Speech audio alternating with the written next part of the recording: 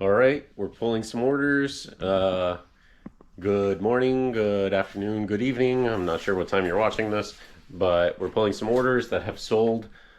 We just went to Junk in the Trunk at the Browns last weekend. So look forward to that video coming up this Saturday. We found a lot of cool stuff, and there were some surprise guests there, so stay tuned for that. But let's start pulling some orders. Brittany's gonna help me pack. And, oh, also a little update. We got new shelves. Your mom. New shelves help us stay organized, have more inventory, and, you know, just keep things off the floor. But for our first item, let's see. We have this LA Lakers throw blanket. We picked this up at the Goodwill bins. We picked this up at the Goodwill bins like a while ago, and it took a long time to sell. I think we took an offer for $11.50, but it was pretty light. We probably paid like $2-3 for it, so still some good profit there. Next up, let's see.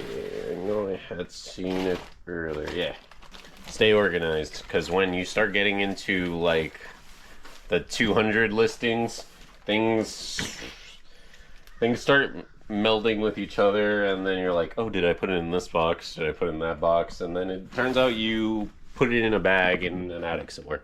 But we sold this Nintendo DS charger. Picked up at like 3 or 4 of them for like $1.50 a piece at a St. Vincent de Paul.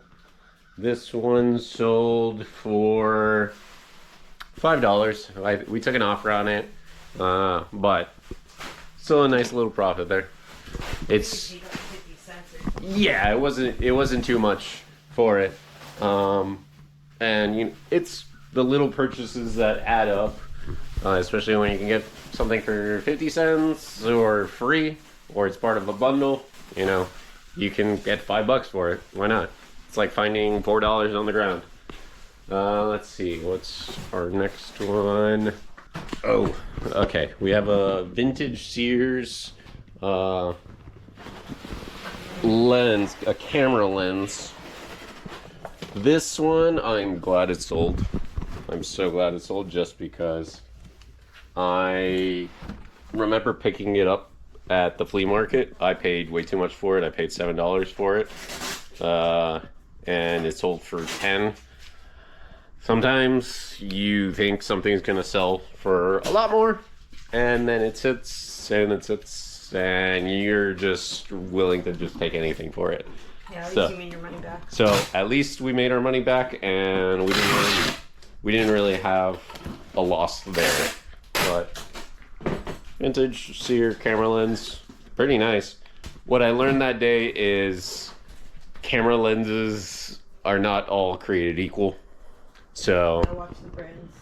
Watch the brands, watch the magnification, anything like that, and be vigilant, because people just say, "Oh, okay, camera lens, this is $10," and you'll think it's a good deal, and then it's a $7 camera lens. At least we recouped our money on that. And then we have, if you've watched one of our more recent videos where we went garage sailing, you'll see that we picked up an Eddie Bauer puffer jacket $2. for $2. It didn't take long to sell. Well, you know, I'll lay it out, and that way you guys can get a better look at it. But $2 we paid for it. It's in great condition. Eddie Bauer. Eddie Bauer is a really good brand to look for. It's a very sporty brand, and we sold it for how much? All right, we sold it for $26, so very comfortable profit there.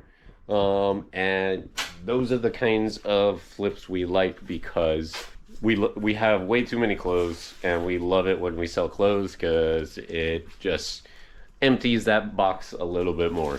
But we always, are still on the lookout for other clothing brands and anything we can make some decent money on. Usually people are trying to get rid of clothes for super cheap, so that's why we like to at least look. And you follow the trends, Yeah. winter.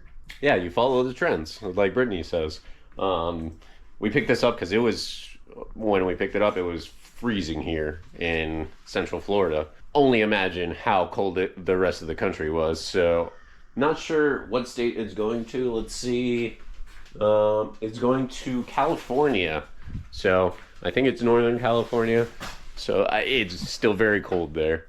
I want to kind of take a second here to address that we've been cross-listing. Sales have been slow on eBay. We still get like a few sales a day, and so we've tried posting on Mercari and Poshmark and Depop, and just trying to get our inventory out there more. We've gotten a few sales on Mercari, and so you can always check out what we have listed there as well. But I want to talk about Poshmark and Depop for a second, because Poshmark, we created our account, a few listings, some clothing, some watches, things like that, and then our account was flagged and taken down within a few days. No rhyme, reason, no notification of why. And even after contacting support, which support is not the best, at least in our experience. They have like a response time of like 2 or 3 days that they tell you. And even then, it just said your shop violated terms and conditions, which we have no idea why. It could have been just something that was flagged unnecessarily and then just taken down by a computer. But after contacting support, they gave us no rhyme or reason, and so we said, you know what, we're not gonna put things on Poshmark and waste our time and for them to take us down anyways. So we're sticking with eBay and Mercari for right now. And whatnot. So Getting sales on the shop. yeah, we still get sales on the Whatnot shop, and we send them out.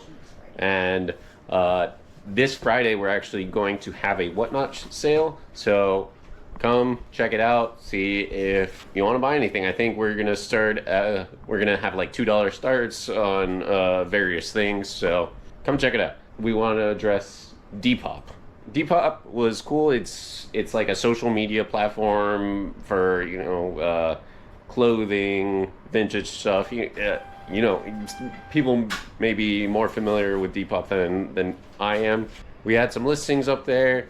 We actually sold 2 items, and then so we packed up those 2 items, shipped them out, and later that day, our account once again flagged, taken down for no reason, no prompting, nothing like, hey, fix this listing, anything like that. We're not even allowed to log into the Depop account anymore. Brittany had to jump through hoops to contact support once again, because we ship stuff out. We have pending sales there, and they're like, "Oh, you're gonna have to wait till the end of you're gonna have to wait till the end of February to even collect the money that you just sold." Which it's the beginning of February. eBay's been the most reliable, and if they have a problem with one of your listings, they send you an email of why. They don't just take down your account. Just want to, put it out there for everybody. Put it out there. Yeah. Your experience may be different from ours, which hopefully it is, and you can make some sales like that. Don't be afraid to cross list. we're new to cross listing after a year of, you know, putting things on eBay and still just familiarizing and learning the ins and outs of eBay. We decided to expand to other platforms, and it's been working. I mean, we've had sales on Mercari. Just goes to show, sometimes the larger companies, they're more equipped to handle, you know, customer service relations, and they don't rely on like a robot or an algorithm to flag your account or whatever. But we'll stick to eBay and Mercari for now. eBay, Mercari, and whatnot. You can check out those the links to our shops below if you're interested in ever buying anything from us. We do take offers, so feel free to send us a message on anything. But let's get back to pulling orders. All right, so our next item is this Department 56 Majestic movie theater with the box. We picked this up at the Market of Marion here. This lady, she had a whole bunch of Department 56 decorations. It was after Christmas, so all of her Christmas stuff was half off. This was tagged $35, so we paid about $17 for this, and it sold for, let me see, it sold for $100. So Department 56, Bolo brand, but look more for, there's like sub-brands of Department 56, like Dickens Village isn't as popular, but these here, if it looks like this, very high quality. You're going to be able to tell the difference. So look at those, pick those up, check them out. Really good stuff. Our next thing is a set of 3 vintage floral canisters. I think we picked this up at, I think it was an estate sale or something like that. Yeah, we got a set of square ones and a square circle ones. That's these. Well, this is, I kind of did like a whole nesting doll thing to save space. All right, these 3. I mean, doesn't even really have like a brand on it or anything. It's just like old Made tin. in Taiwan. I think we probably picked those up for like maybe $1 a piece, and sold for $16. The next thing we have is a Pokemon pencil bag. Let's see if I can find that. That might be in our accessories thing. One eternity later. Yeah. Alright, found it here. Little Pokemon pencil case. I mean, this took a little bit to sell, but sold for how much? $3. I may have already mentioned that. I don't even remember. Next up is a little pink Vera Bradley purse, which is probably in this same bag because it wasn't in the other box. All right, I was mistaken. It is back in this tiny little box, which I should have seen the first time I was going through it, but I did not. So this was another one of those cases where we picked it up in like at the thrift store with a whole bag of other tiny purses. It's usually like one of those bags where it's like 5 or 6 bags in it for like $5. Sold that for $8.